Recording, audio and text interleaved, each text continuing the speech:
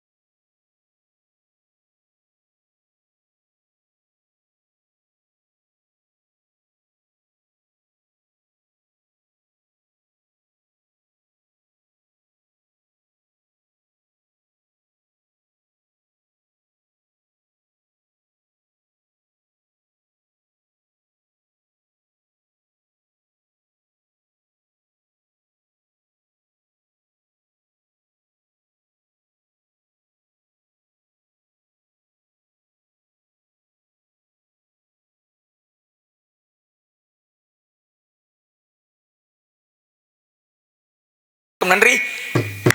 கழகம் கிடைக்க வேண்டும் என்றால் கந்தனுடைய அருள் கிடைக்க வேண்டும். காரணம் வந்து இறங்கி இருக்கக்கூடிய இடமோ வேள்விமலை சாரல். இந்த வேள்விமலை அமைந்திருப்பதோ குறிஞ்சி நிலத்திலே. அப்ப குறிஞ்சிக்கு கடவுளோ முருகப்பெருமான். கல்தோன்றி மண்தொன்ற களத்திற்கு முன்தோன்றி மூத்த குடி பிறந்த தமிழ் என்பார்கள். அப்படி தமிழுக்கும் முருகனுக்கும் என்ன ஒரு ஒற்றுமை? எந்த ஒரு மொழிக்கும் இல்லாத ஒரு சிறப்பு தமிழ் மொழிக்கு உண்டு. தாமறிந்த மொழிகளிலே தமிழ் மொழி போல் இனிதாவது எங்கும் காணும் அப்படின்னா ஐயா என்கிட்ட கொஞ்ச நேரம் பேசலாமா? பேசுங்க சாமி. எந்த ஒரு மொழிக்காவது கடவுள் யாரையாவது தனியா வகுத்து வச்சிருக்காங்களா? இல்ல சாமி. ஆங்கிலம், தெலுங்கு, மலையாளம், கன்னடம் இல்ல கிடையாது. தமிழ் மொழிக்குனா கடவுள் யாரை சொல்றான்? முருகப்பெருமான் தான். அப்படி என்ன தமிழுக்கு மட்டும் முருகனை கொண்டாந்து கடவுளை வச்சிருக்காங்க? என்ன காரணம் சாமி? உயிரெழுத்து 12, முருகனுக்கு கரங்கள் 12. சரி. கரம்னா என்ன? கரம்னா கைகள். கைகள். ஆமா. மெய்யெழுத்து 18. முருகனுக்கு கண்கள் எத்தனை? முருகனுக்கு 18 கண்ணு. ஆமா. ஒரு முகத்துக்கு 2 கண்ணு. முருகனுக்கு மொத்தம் எத்தனை முகம்? 6 முகம். 6 முகத்துக்கு 12. நெற்றிக்கண்ணோட அதோ முகத்தோட சேர்த்து 18 கண்ணு மொத்தம். அப்ப மெய்யெழுத்து 18 கண்ணா மாறிடுச்சு. ஆயுத எழுத்து 1. சரி. முருகனுடைய கையில் இருக்கக்கூடிய ஆயுதம் 1. இப்படி தமிழ் எழுத்துக்களுக்கும் முருகனுடைய உருவ ஒற்றுமைக்கும் ஒரு காரணம். சரி. அது மட்டுமல்லாமல் எல்லாம் அல்ல எம்பெருமான் சிவபெருமான் இந்த தமிழ் மொழியை உலகத்திற்கு பரப்ப வேண்டும் என்பதற்காக அதுக்கு ஆரம்பத்தில் நான் சொன்னேன், கல் தோன்றி மண் தோன்றா காலத்திற்கு முன் தோன்றி. ஆமா. கல்லும் மண்ணும் பூமியில தோன்றுவதற்கு முன்பாகவே தமிழ் தோன்றியதா? சரி. எங்கே? தேவலோகத்திலே. அப்பேற்பட்ட தமிழை முருகப்பெருமானுக்கு சிவபெருமான் எடுத்துரைத்தார். சிவபெருமான் எடுத்துரைத்த தமிழை முருகப்பெருமான் உலகெங்கும் பரப்ப வேண்டும் என்பதற்காக அகத்திய முனிவரிடத்தில் கூற, அகத்திய மாமுனிவரோ மதுரை என்பதிலே முதற்சங்கம், இடைச்சங்கம், கடைச்சங்கம் என்று சொல்லக்கூடிய 3 சங்கங்கள் அமைத்து தமிழை வளர்த்தார்கள்.